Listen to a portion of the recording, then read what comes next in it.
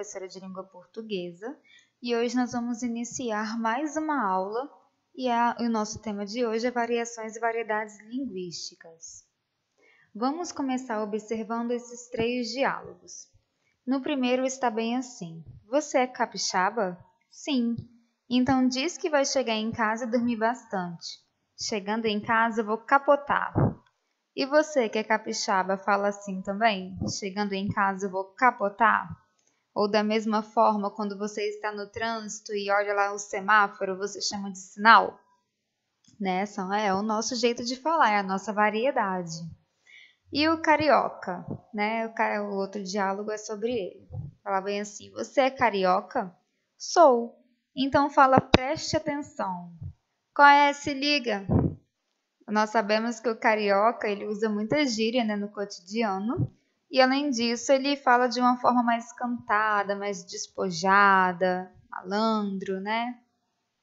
E por último, temos lá o baiano, na qual ele fala: você é baiano? Ele responde: sou. Então fala: cuidado, com licença. Ó você aí, ó. Da mesma forma que ele também usa muito oxe. E esse oxe pode representar diversas situações. Pode ser raiva, pode ser surpresa, entre outros. Isso aqui, gente, é chamado de variação e variedade linguística. São as diferentes formas que eu tenho de usar a língua portuguesa. Nós sabemos que a língua portuguesa é uma só, porém ela não é uniforme. Isso significa o quê? Que dependendo da região em que eu estou, eu vou usar as palavras de forma diferenciada. Quando você vai visitar outro lugar, você repara que as pessoas elas mudam muito o jeito de se vestir. Tem lugar que é mais frio, então usam roupas mais pesadas. Tem lugar que é mais quente, então eles usam mais shortinho, blusinha, havaiana, como aqui no Espírito Santo. A forma, né, como eles se portam perante a sociedade muda. Muda também a comida, os temperos e, claro, que muda também a nossa língua.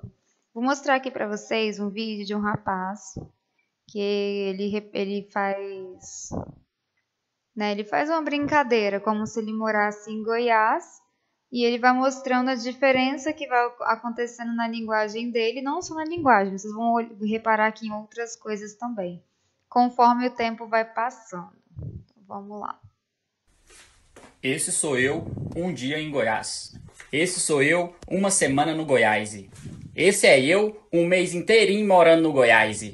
Uai, eu já perdi as contas de quando eu mudei pra capital do Piqui. No dia em que eu saí de casa, minha mãe me disse: filho, vem cá. Bem engraçado, né?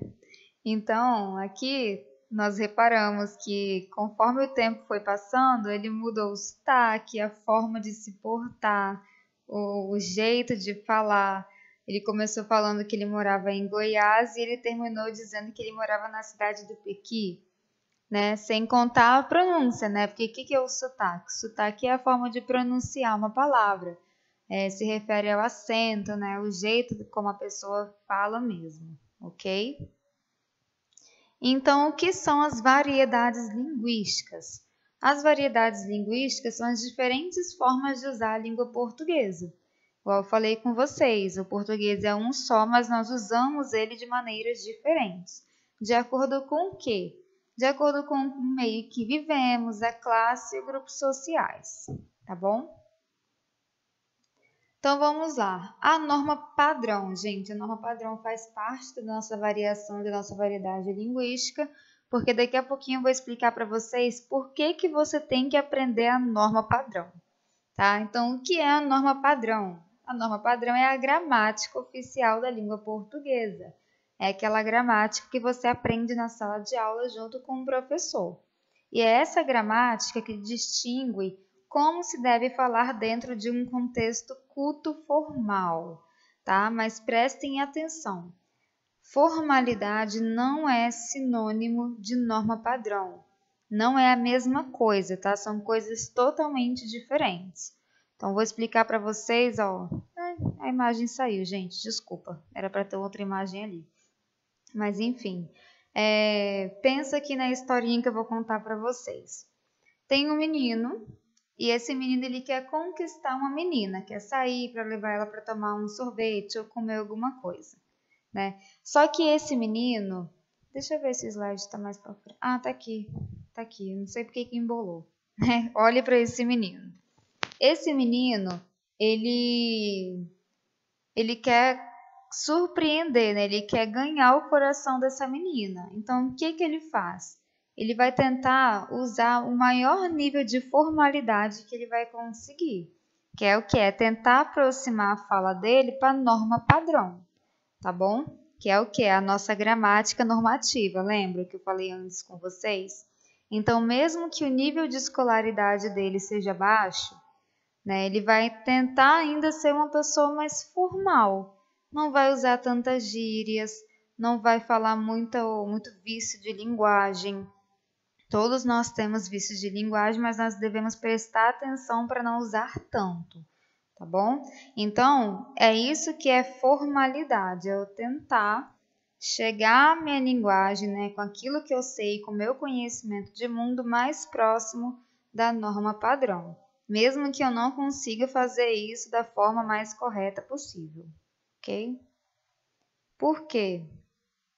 Se ele não faz isso, olha só o que pode acontecer, né? Então, no primeiro quadrinho eu tenho aí uma mulher, né? E essa mulher, ela olha para esse homem e ela se apaixona logo de imediato. Só que no segundo quadrinho ele fala assim: oi, tem problema de nós bater um papo? E ela parte o coração, né? Fica chateadíssima, que ela não esperava que ele fosse falar dessa forma. E ela corre para bem longe, que ela não gostou da forma como ele falou anteriormente. Então, gente, por que nós tentamos adequar a nossa língua mais próximo da linguagem padrão, da norma padrão? Porque nós não queremos que isso aconteça, que as pessoas julguem, né, nos julguem pela forma como nós vamos falar. Então, isso daí é um preconceito linguístico. Né? O que é um preconceito? É aquilo que eu penso previamente de uma pessoa. Eu vou julgar uma pessoa pela forma como ela pensa, como a forma como ela fala, como a forma como ela é, tá bom? E esse preconceito, muitas vezes, parte daquelas pessoas que têm a linguagem de prestígio. O que é a linguagem de prestígio? É aquela linguagem que é a mais próxima da norma padrão. É aquela que eu consigo dominar a gramática normativa, né? Que eu falo tudo dentro dos conformes, tudo certinho. Eu estou tentando evitar esses termos falar certo e falar errado, porque daqui a pouquinho vocês vão ver que isso não existe. Então, ó, no primeiro exemplo está bem assim. Eu vi ela. Quem fala eu vi ela, né, que é fora da norma padrão, é visto como uma pessoa que não conhece o português, que não sabe falar, é um assassino da língua, provavelmente é aquele que não vai ter futuro nenhum, na visão de outra pessoa isso, tá bom? E aquele que fala eu a vi é visto como culto, letrado, inteligente, aquele que domina a língua portuguesa. É um futuro médico, né? Uma pessoa que vai sair muito bem na vida. Por que isso tudo?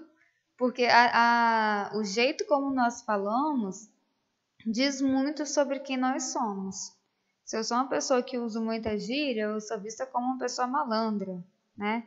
E se eu uso uma linguagem mais próxima da norma padrão, mais próxima da gramática, eu sou vista como uma pessoa culta e inteligente.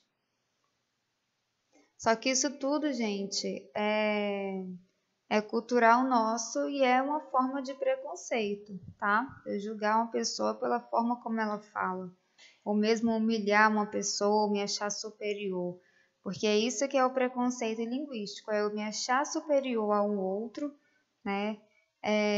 Por eu falar melhor do que ele. E aqui eu vou mostrar para vocês um vídeo sobre preconceito linguístico, bem legal, que vai fazer com que você entenda Olá, eu sou Rodrigo certinho, Diesel. vai fazer com que você entenda certinho o que é o preconceito linguístico. Então vamos lá. Olá, eu sou Rodrigo Diesel. Em um mundo tão grande como o mundo em que vivemos, onde mais de 7 bilhões de pessoas interagem em mais de 6.500 idiomas diferentes, por que acreditamos que só o nosso modo de falar é que é o certo? Quando nós criticamos o sotaque de alguém, ou julgamos algum jeito de falar como certo ou errado, estamos cometendo o chamado preconceito linguístico.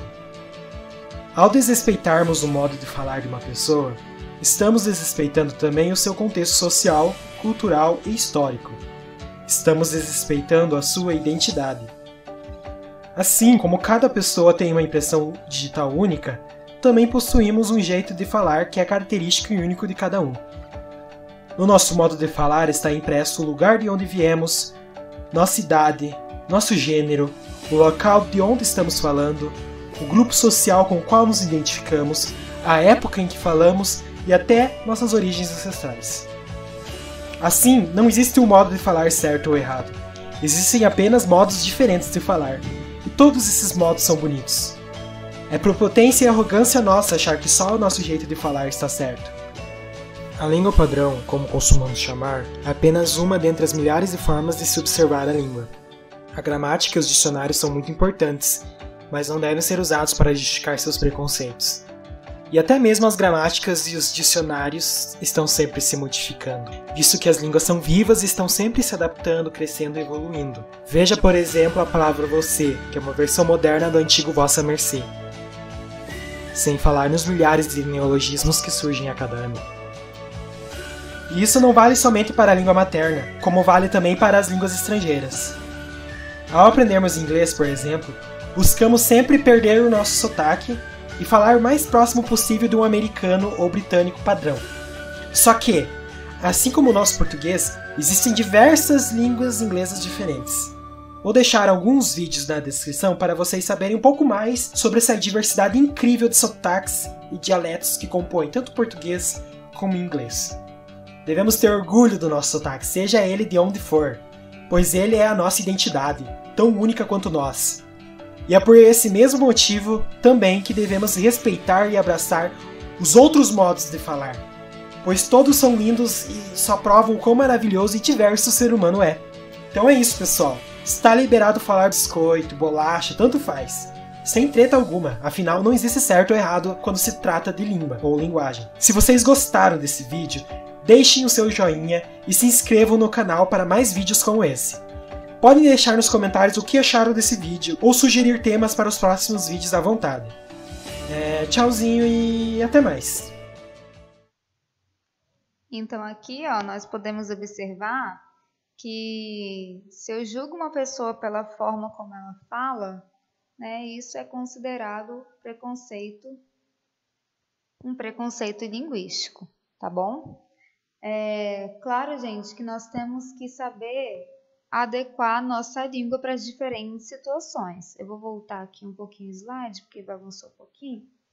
Né? Nós devemos saber adequar a nossa língua para as diferentes situações, tá? Da mesma forma que eu não vou à igreja de biquíni, né? Eu também não posso ir à praia de terno e gravata, como está ali o nosso personagem, porque não é adequado. Então, é por isso que eu conheço a norma padrão, para eu saber aonde eu posso usar minhas gírias, aonde eu vou ter que saber usar a linguagem mais próxima da norma padrão, tá? Igual aqui no exemplo da tirinha, ele está numa praia de terno e gravata e ele fala bem assim: veja que belos movimentos elípticos fazem essas ondas, meu caro amigo. Pegá-la-emos nesse instante ou mais tardiamente. Então, na sua opinião, a linguagem que ele usou é uma linguagem adequada para aquele local? Então, não é uma linguagem adequada para aquele local porque ele está numa praia. Então, o certo seria ele falar com mais fluidez, né? Não tão formal. Então, aqui, nós vamos... Outro exemplo, né? Vou mostrar para vocês. Né? Tem ali uma mulher sendo entrevistada e ela fala bem assim: falo fluentemente inglês, espanhol, russo, italiano e alemão. E o homem pergunta: e o português? Aí vareia. Então, ela usou ali o verbo conjugado da forma incorreta, não existe, né? Vareia. Além dela também estar com um vestido muito colado, muita maquiagem. Então, ela está totalmente inadequada para aquele tipo de situação. É a mesma coisa a nossa língua. Nós devemos pensar a língua como se ela fosse uma roupa. Eu vou adequar a minha língua para as diferentes situações do meu cotidiano. Se eu estou numa festa com os meus amigos, eu vou falar de forma mais fluida, né? Eu posso usar gírias, se eu estou acostumado com isso. Mas se eu vou apresentar um trabalho na escola, eu tenho que ser formal, que pensar mais na estrutura das minhas palavras. Eu não posso usar gírias para poder apresentar o meu trabalho. Tá? Só que aí vem essa questão do preconceito linguístico que nós estávamos falando antes, que eu também não posso humilhar uma pessoa se ela não souber fazer essa adequação de forma alguma. Porque se eu quero falar, se eu uso, por exemplo, tais brincadeiras, aquele menino ali, ele só fala errado. Nossa, ele é burro. Ele não sabe português, ele fugiu da escola. Eu estou dizendo que toda a cultura daquela pessoa é isso que eu acabei de dizer, tá? Então, é um tipo de preconceito. Não é um preconceito muito falado, é até um preconceito ignorado, mas que nós devemos estar atentos, né? E não fazer isso no nosso dia a dia, tá bom? Então, respondendo ali a pergunta do vídeo, na verdade ele fez uma afirmação, né? Mas aqui eu coloquei como pergunta. Existe falar errado? Não existe falar errado. O princípio básico da comunicação é o entendimento. Se eu consigo entender o que o outro disse, então está certo. Então, na língua portuguesa, acredito eu que nenhuma outra língua não existe essa questão de falar errado, ok? O que as pessoas fazem muito é confundir a língua falada da língua escrita. Na língua escrita, sim, é errado. Você escrever fora da norma padrão é considerado errado, mas na língua falada não é. Eu vou explicar essa diferença para vocês num outro vídeo, porque esse vídeo aqui vai acabar ficando muito longo, tá bom? Mas eu espero que vocês tenham gostado, que vocês tenham entendido e tchau, tchau!